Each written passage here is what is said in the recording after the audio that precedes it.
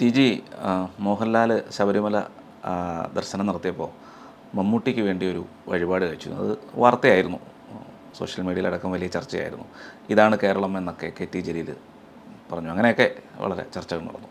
ഇപ്പോൾ പഴയ ജമാഅത്തെ ഇസ്ലാമിക്കാരനും ഇപ്പോഴേതാണെന്ന് അറിയില്ല, പോപ്പുലർ ഫ്രണ്ട് അനുകൂല സഹയാത്രികനൊക്കെ ആയിരുന്നു അബ്ദുള്ള പറഞ്ഞിരിക്കുന്നത് മമ്മൂട്ടി തൗബ ചെയ്യണമെന്നാണ്. തൗബ നമ്മൾ വായിച്ചു നോക്കുമ്പോൾ അല്ലാഹുവിലേക്ക് മടങ്ങണം, പാപമാണ് ചെയ്തത് എന്നൊക്കെ വളരെ മുസ്ലിം സമുദായത്തോട് മമ്മൂട്ടി അറിഞ്ഞുകൊണ്ടാണ് ഇത് ചെയ്തതെങ്കിൽ വളരെ വലിയ തെറ്റാണ് ചെയ്തിരിക്കുന്നതൊക്കെയാണ് അബ്ദുള്ള പറയുന്നത്. അതിൻ്റെ പേരിൽ ചർച്ച നടക്കുന്നുണ്ട്. അതുപോലെ തന്നെ മോഹൻലാൽ പറഞ്ഞു, മോഹൻലാൽ ഇത് അങ്ങനെ ഒരു ആളുകളെ അറിയിക്കാൻ വേണ്ടി ചെയ്തതല്ല വഴിപാട് ചെയ്തത്, പക്ഷേ ദേവസ്വം ബോർഡിൽ നിന്ന് ആരോ എടുത്ത് അത് പുറത്തു വിട്ടു എന്നൊക്കെയാണ്, രസീത് പുറത്തു വിട്ടു എന്നൊക്കെയാണ് മോഹൻലാൽ പറഞ്ഞതായിട്ടും വാർത്തകൾ വരുന്നുണ്ട്. അപ്പോൾ എന്ത് തോന്നുന്നു ഇങ്ങനെയൊരു? അതെ, ഇതിൽ ഇത്ര വലിയ ആഘോഷിക്കാനൊന്നുമില്ല. ആദ്യം നമുക്ക് ഈ കെ.ടി. ജലീലിൻ്റെ കമൻ്റ് എടുക്കാം. ഇതാണ് കേരളം. എന്താണ് ഒരാൾക്ക് വേണ്ടി മറ്റൊരാൾ വഴിപാട് ചെയ്യുന്നത് കേരളത്തിൽ സർവ്വസാധാരണമാണ്. മുസ്ലിങ്ങൾക്ക് വേണ്ടിയും ക്രിസ്ത്യാനികൾക്ക് വേണ്ടിയും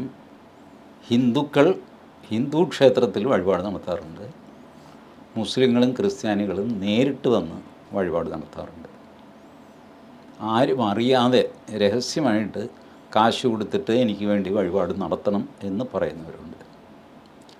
ഞാൻ മധ്യ കേരളത്തിലെ ഒരു ക്ഷേത്രത്തിൽ തൊഴാനായിട്ട് പോയി. അപ്പോൾ ഇതുപോലെ വഴിപാട് കൗണ്ടറിൽ ഞാൻ എന്തോ ഒരു വഴിപാട് അത് നടത്താൻ അവിടെ നിൽക്കുമ്പോൾ ഞാൻ ഈ വഴിപാടിൻ്റെ പേര് പറയലും കൗണ്ടറിലിരുന്ന ആൾ, അയ്യോ എടാ ആ ഉസ്മാൻ്റെ ഇത് ചെയ്തോ? ഞാൻ ചെയ്ത അതേ വഴിപാട്. ആ പേര് വന്നപ്പോഴാണ് ഇയാൾക്ക് സ്ട്രൈക്ക് ചെയ്യുന്നത്. ഉറക്കെ ചോദിക്കുന്നു, ഉസ്മാൻ്റെ അത് ചെയ്തു രാവിലെ തന്നെ ചെയ്തു എന്ന് മറ്റേ ആൾ.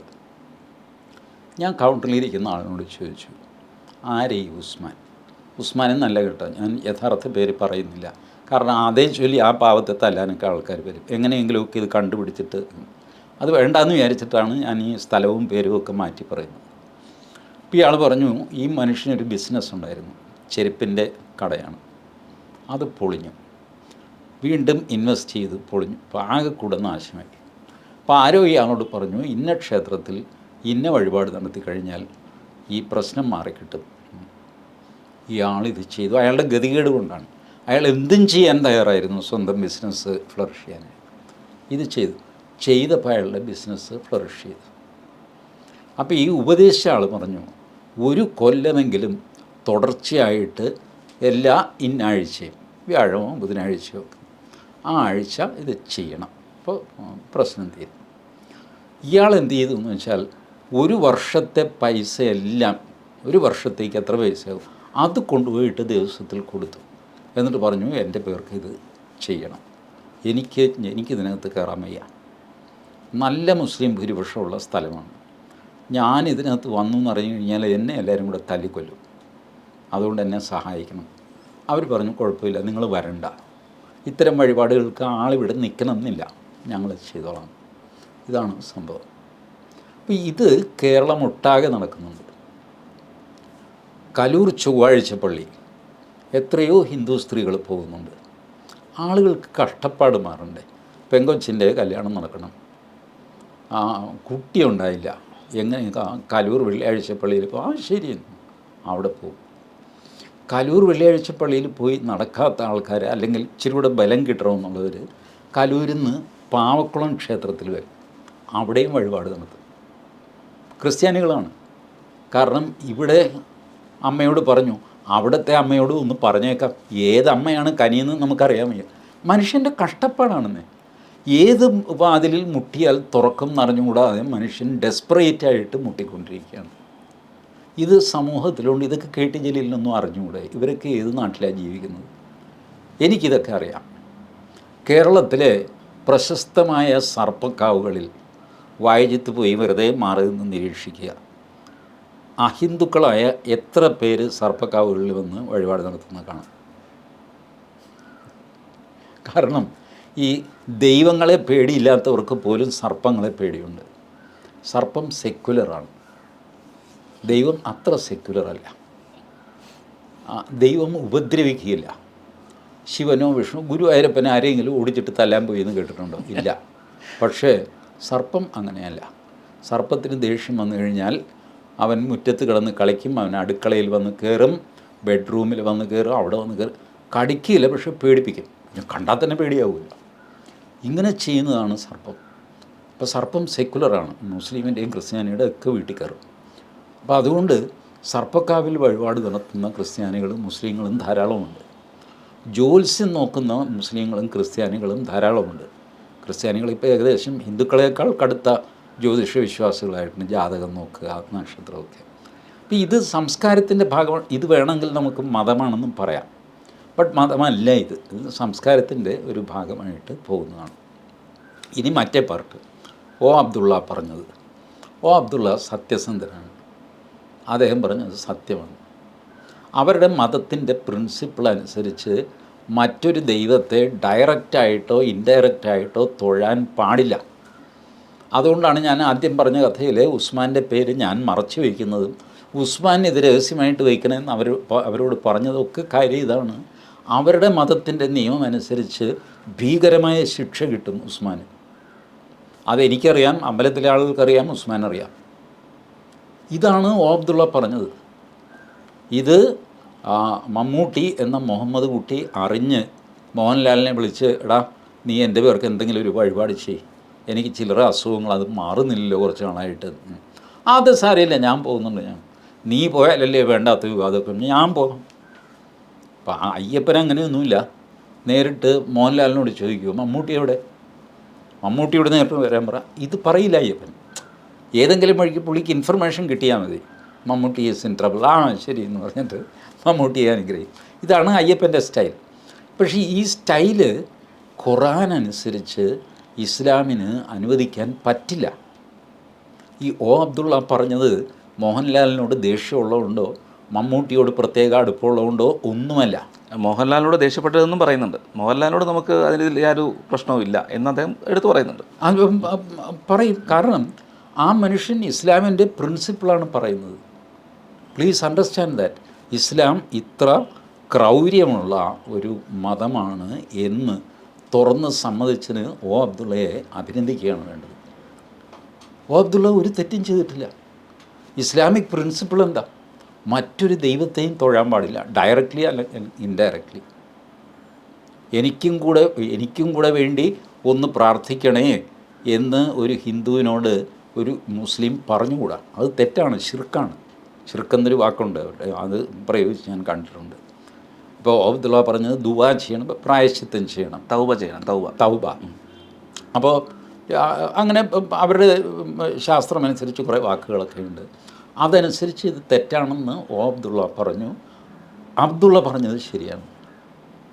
ആളുകൾക്ക് ഇസ്ലാം എന്താണെന്ന് അറിഞ്ഞുകൂടാ. ഞാൻ അബ്ദുള്ളയുമായിട്ട് നിരന്തരം ഗുസ്തി പിടിച്ചതാണ് TV ചർച്ചകളിൽ. അത് വേറെ കാര്യം, പലപ്പോഴും രാഷ്ട്രീയ വിഷയങ്ങളാണ്. ബട്ട് അദ്ദേഹത്തിൻ്റെ ഖുർആൻ പാണ്ഡിത്യം നിങ്ങൾക്ക് നിഷേധിക്കാൻ സാധ്യമല്ല, അറബി പാണ്ഡിത്യം നിഷേധിക്കാൻ സാധ്യമല്ല. ഖുർആൻ്റെ പ്രിൻസിപ്പിൾ ഇങ്ങനെയാണ്. നിങ്ങൾ അബ്ദുള്ള കുറ്റക്കാരനാണെന്ന് പറയുന്നതിന് പകരം നിങ്ങൾ പറയേണ്ടത് ഖുർആനിൽ എഴുതിയിരിക്കുന്നത് അത്ര ശരിയല്ല, ഇത് പരിഷ്കൃത സമൂഹത്തിന് യോജിച്ചതല്ല എന്ന് നിങ്ങൾക്ക് പറയാം. അബ്ദുള്ള അപ്പോഴും പറയും പരിഷ്കൃത സമൂഹത്തിന് യോജിക്കുമല്ലോ എന്ന് എനിക്കറിഞ്ഞുകൂടാ, ഞങ്ങളുടെ മതത്തിൻ്റെ പ്രിൻസിപ്പിൾ ഇതാണ് എന്ന് അബ്ദുള്ള പറയും. ആ മനുഷ്യനെ കുറ്റം പറയാൻ പറ്റുമോ? അതാണ് ഇസ്ലാമിൻ്റെ പ്രിൻസിപ്പിൾ. ആളുകൾ വിചാരിക്കുന്നത് ഹിന്ദുവിനെ പോലെ ഒരു ലൂസ് കാഴ്ചപ്പാടുള്ള മതമാണ് ഇസ്ലാം എന്നാണ്. അങ്ങനെ അല്ല. അത് കർശനമായിട്ട് മറ്റ് ദൈവങ്ങളെ വിലക്കുന്നു, വെറുക്കുന്നു. അതുകൊണ്ടല്ലേ അവർ അല്ലാഹു അല്ലാതെ വേറൊരു ദൈവമില്ല എന്ന് പറയുന്നത്. മുഹമ്മദിനെ തൊട്ട് കഴിഞ്ഞാൽ സർ തൻസെ ജുദ എന്ന് പറയുന്നത് വേറെ ആരെങ്കിലും പറയുന്നുണ്ടോ? ക്രിസ്ത്യാനിക്കും ഉണ്ട് പ്രവാചകനും യഹോവയും സംഗതിയൊക്കെ ഉണ്ട്. നിങ്ങൾ യേശു ക്രിസ്തുവിനെ പറ്റി 10 ചീത്ത പറഞ്ഞ് ഒരു ക്രിസ്ത്യാനിയും തിരിഞ്ഞു നോക്കില്ല. ചിലപ്പോൾ അത്ഭുതത്തോടെ നോക്കി ഇവരെന്താ വട്ടായോ എന്നുള്ള മട്ട്. ബട്ട് ഇസ്ലാമിൽ അങ്ങനെയല്ല. നിങ്ങളെ കൊല്ലണം, അതാണ് നിയമം. അപ്പോൾ അതുകൊണ്ട് ആ സത്യം പറഞ്ഞതിന് അബ്ദുള്ളയെ കുറ്റം പറഞ്ഞിട്ട് കാര്യമില്ല. സമൂഹം എങ്ങനെ ചലിക്കുന്നു എന്നുള്ള അറിവുകളിന് KT ജലീലിനെ കുറ്റം പറഞ്ഞിട്ടും കാര്യമില്ല. കാരണം ഇവരാരും സമൂഹത്തിൽ ഇറങ്ങി നടക്കാറില്ല. സാധാരണ മനുഷ്യരുടെ കൂടെ റോഡിലിറങ്ങി തട്ടുകടയിൽ നിന്നൊരു ചായയൊക്കെ കുടിച്ച് അമ്പലങ്ങളിൽ പോയി പള്ളികളിൽ പോയി, ഞാൻ മുസ്ലിം പള്ളിയിലോ ക്രിസ്ത്യൻ പള്ളിയിലോ കയറി പോകാറില്ല. ക്രിസ്ത്യൻ പള്ളിക്കുള്ളിലൊക്കെ പോയിട്ടുണ്ട്, മുസ്ലിം പള്ളിയുടെ ഉള്ളിൽ ഞാൻ ഇതുവരെ പോയിട്ടില്ല. പക്ഷേ അതിൻ്റെ മുൻവശത്ത് നിന്ന് എന്തൊക്കെ സംഭവിക്കുന്നു, ആരൊക്കെ പോകുന്നു വരുന്നു എന്നൊക്കെ മുസ്ലിംസിലെ എൻ്റെ സുഹൃത്തുക്കളുണ്ട്, അവരോട് ചോദിച്ച് ഞാൻ ക്ലാരിഫൈ ചെയ്യാറുണ്ട്. അവർക്കിങ്ങനെയാണ് അവരുടെ പ്രിൻസിപ്പിൾ. ഖുറാൻ ഒരു 5 or 6 എണ്ണം എൻ്റെ കയ്യിലുണ്ട്, അതിലൊക്കെ എഴുതി വെച്ചിട്ടുണ്ട്. ഞാൻ ഈ 5-6 എണ്ണം എന്തിനാണെന്ന് ചോദിച്ചു കഴിഞ്ഞാൽ ഇതിൻ്റെ ഈ ട്രാൻസ്ഫർമേഷൻ മനസ്സിലാക്കാൻ വേണ്ടിയിട്ടാണ്. 1971-ലോ 72-ലോ ആണ് NBS ഖുറാൻ ഇറക്കിയിരിക്കുന്നത്. ആ ഖുറാനിൽ നിന്ന് എത്രയോ വ്യത്യസ്തമാണ് ഇപ്പോൾ ഇസ്ലാമിക് പബ്ലിഷിംഗ് ഹൗസിൽ നിന്ന് ഇറങ്ങുന്ന ഖുറാൻ.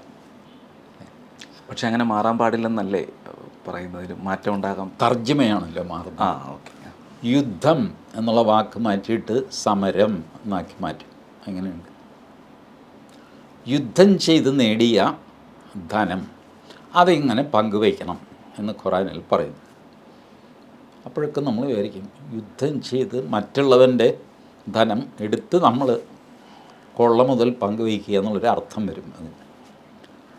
ഇത് തർജ്ജമ ചെയ്ത് സമരാർജിത സമ്പത്ത്, സമരം ചെയ്ത് നേടിയെടുത്തത് എന്ന്. സമരം എന്നുള്ള വാക്ക് ഉപയോഗിക്കുമ്പോൾ നമുക്ക് അർഹതപ്പെട്ടതാണ്, അത് അയാൾ പിടിച്ചു വച്ചിരിക്കുന്നു.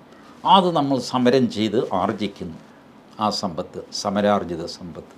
ഇങ്ങനെയാണ് ഇവർ ടേംസ് മാറ്റി അങ്ങനെ കൊണ്ടുപോവുകയാണ്. ഖുറാനെ വെള്ളപൂശി കൊണ്ടുവരിക. ഈ അബദ്ധമൊന്നും സംഭവിക്കാതിരിക്കാൻ വേണ്ടിയിട്ടാണ് ഖുറാൻ തർജ്ജമ പാടില്ല എന്ന് പണ്ട് അലിഖിതമായ നിയമമുണ്ടായിരുന്നു ഇസ്ലാമിൽ. അതിനുശേഷം കായംകുളത്തെ ഒരു മൗലവിയോ മറ്റോ കുറച്ച് ഖുറാൻ മലയാളത്തിലേക്ക് തർജ്ജമ ചെയ്യാൻ തുടങ്ങി. അയാളെ തല്ലും കൊല്ലു എന്നൊക്കെ പറഞ്ഞിട്ട് അയാളുടെ ഡക്കി വെച്ച് നിർത്തി. ഇത് കഴിഞ്ഞിട്ടാണ് എൻ്റെ ഓർമ്മയിൽ 71-ലോ മറ്റാണ് ആദ്യം മലയാളത്തിൽ ഖുറാൻ ഇറങ്ങുന്നത്. അതിനു മുമ്പ് ഖുറാനില്ല. മലയാള അക്ഷരങ്ങളിലുണ്ട്, പക്ഷേ ഭാഷ അറബിയാണ്. ഇവിടെ അറബി അറിഞ്ഞോളല്ലോ, അറബി അറിഞ്ഞുകൊള്ളാത്തവർക്ക് ഇത് വായിക്കണമല്ലോ, വായിക്കണം, വിളിക്കണം, അത് ചെയ്യണമൊക്കെ. അങ്ങനെ ചെയ്തിരുന്നു എന്ന് കേട്ടിട്ടുണ്ട്. ബട്ട് മലയാളത്തിലേക്ക് അർത്ഥം തർജ്ജമ ചെയ്ത് എഴുതി പ്രസിദ്ധീകരിച്ചത് എൻ്റെ അറിവിൽ 1971. അതും കായംകുളത്തുനിന്നോ മറ്റോ സബ്സീക്വൻ്റ്ലി NBS പ്രസിദ്ധീകരിച്ചു. ഇപ്പോൾ അതിൽ ഉള്ള കാര്യങ്ങളാണ് ഇവർ പറയുന്നത്. ഇല്ലാത്ത കാര്യം ഒന്നും അബ്ദുള്ള പറഞ്ഞിട്ടില്ല. പറഞ്ഞത് നിങ്ങൾക്ക് ഇഷ്ടപ്പെട്ടില്ലായിരിക്കാം, പക്ഷേ അത് ഖുറാനിൽ ഇല്ലാത്ത കാര്യമൊന്നുമല്ല, ഇസ്ലാമിൽ ഇല്ലാത്ത കാര്യമല്ല. അക്കാര്യത്തിൽ അബ്ദുള്ള സത്യസന്ധനാണ്. അദ്ദേഹം ഇത് തന്നെ പറയും, ഇതിങ്ങനെയാണ്, ഇത് വേണം ചെയ്യാൻ, മമ്മൂട്ടി ഇത് ചെയ്യണം. മോഹൻലാലിനോട് എനിക്ക് വിരോധമില്ല. കാരണം മമ്മൂട്ടി ഒരു കാര്യം ചെയ്യണമെന്ന് പറഞ്ഞാൽ മോഹൻലാൽ ചെയ്യും. ഹിന്ദുവിന് അങ്ങനെയൊന്നും ഇല്ലല്ലോ. മുഹമ്മദ് കുട്ടിക്ക് വേണ്ടി വഴിപാട് കഴിക്കാൻ പാടില്ല എന്ന് ഹിന്ദുമതത്തിൽ ചട്ടമില്ല. ആ ചട്ടം വരുന്നത് ഇസ്ലാമിലാണ്. അപ്പോൾ ഇസ്ലാമിൻ്റെ ശബ്ദമായ അബ്ദുള്ള അതിനെതിരെ പ്രതികരിക്കും. ഹിന്ദുവിന് പ്രശ്നമില്ല, മോഹൻലാലിന് പ്രശ്നമില്ല, അയ്യപ്പന് പ്രശ്നമില്ല. ഇതാണ് ഇതിൻ്റെ സത്യാവസ്ഥ.